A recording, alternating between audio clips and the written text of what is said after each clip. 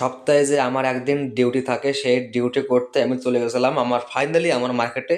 তো ফার্স্টেই আমি চলে গেলাম একটা ব্যাডমিন্টনের দোকানে। সেখানে গিয়ে আমি কথাবার্তা বলে আমার ব্যাটগুলো পছন্দ করলাম, পছন্দ করে নিয়ে আমি ওইখান থেকে হট করে বেরিয়ে গেলাম। এই দেখো আমার হাতে চলে আসছে কামাসির ব্যাগ। তো যারা যারা কামাতি নিতে চাও চলে আসবো। এরপরে চলে গেলাম আমি আমার সেই প্রোডাক্টের দোকানে। এইখান থেকেই কিন্তু আমি সচরাচর অল টাইম প্রোডাক্ট নিই, কারণ এদের মানসিকতা ভালো এবং এদের সাথে আমি ব্যবসা করার সত্যি খুব মজা পাই। এই যে ছেলেটা এটাও একদম বলতে গেলে আমার সেম সেম বয়স। আর দোকানের মালিকটা উনি আজকে আসেনি হয়তো। তো যাই হোক তাও ওদের আমাকে দিল। এইখানে দেখো গাইস, অলরেডি আমার মাল নেওয়া হয়ে গেছে। এত মাল নিয়েছে তাও ব্যাগ ভরেনি। আর ওইখানে ও কিন্তু বিল করছে। আর এইখানে দেখো গাইস কত টাকার বিল করেছে, প্রায় এখানে কত 20 থেকে, হ্যাঁ, 22,000 টাকার বিল করেছে ওই একটা দোকানেই। আর তো অন্য দোকান আরো আছেই। তো এই যে যেটা দোকান, এইটা আরেকটা দোকান, এই দোকানে আমি যাই। আমি মোটামুটি এইটা দোকান আর ওই একটা দোকান, এই দুটো দোকানে কিন্তু বেশিরভাগ আমি যাওয়া আসা করি। এই দোকানে প্রচুর ভ্যারাইটিস মাল, কারণ এই দোকানেও প্রচণ্ড ভিড় হয়। আমি যাই কন্টিনিউ।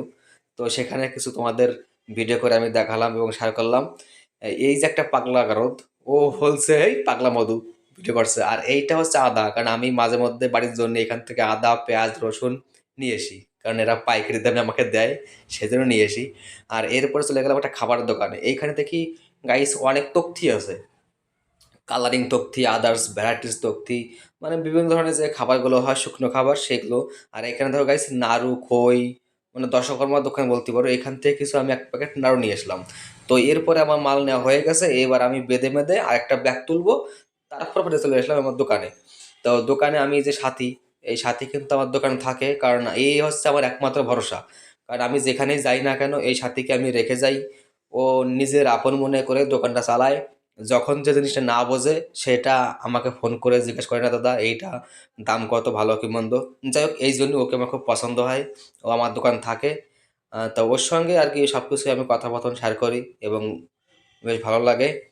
তো এর পাশাপাশি ওকে আরও আমি সহযোগিতা করি যে এইটা না এইটা এইভাবে তুমি কাজ করবা, ভালো লাগবে।